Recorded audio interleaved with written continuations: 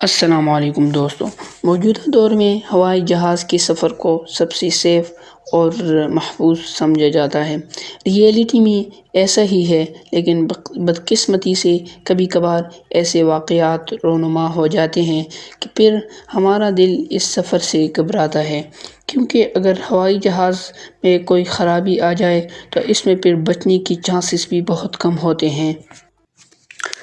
اس طرح ایک واقعہ ایئر فرانس کے ساتھ بھی آیا، جو کہ برازیل کے شہر ریو ڈی سنیرو سے پیرس جا رہی تھی، اور اس میں وہ کریش ہو گیا اور تباہ و برباد ہو گیا۔ بتایا جاتا ہے کہ اس ایئر بس میں بین الاقوامی مسافر بھی موجود تھے، اور یہ بھی بتایا جاتا ہے کہ اس ایئر بس میں پہلے ہی سے خرابی تھی، لیکن یکم جون 2009 کو اس بس میں بہتری کے لیے پوری دنیا سے اعلیٰ انجینئر بلا لیے گئے اور اس کو ریپیئر کیا گیا۔ ریپیئر کرنے کے بعد تقریباً 2 ماہ بعد پھر اس میں خرابی پیدا ہو گئی تھی، لیکن اتنی نہیں تھی کہ اس کے کریش ہونے کے چانسز تھے۔ یہ ایئر فرانس کے عملہ اور اس کے ماہرین کا بیان ہے۔ دوستوں، اب اس کی اصل کہانی کی طرف آتے ہیں کہ کیسے یہ خراب ہو گیا اور کہاں یہ خراب ہو گیا تھا اور کیا ہوا تھا اس کو۔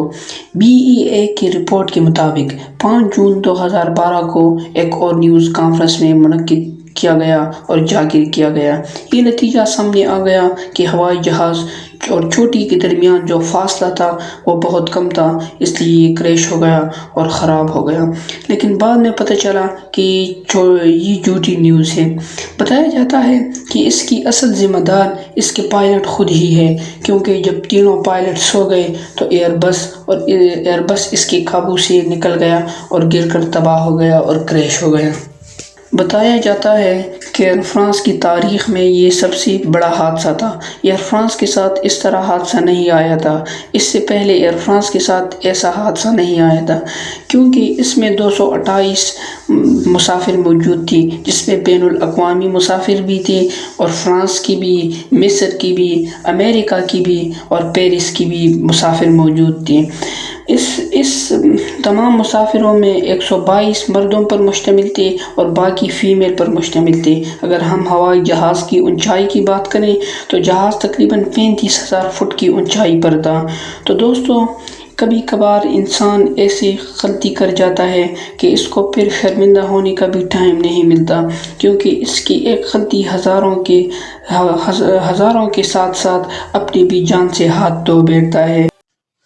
دوستوں، آج کی ویڈیو بس یہیں تک تھی۔ امید ہے آپ کو پسند آئی ہوگی۔ اگر ویڈیو پسند آئے تو ویڈیو کو ضرور لائک کریں اور چینل کو بھی سبسکرائب کر دیں۔ والسلام۔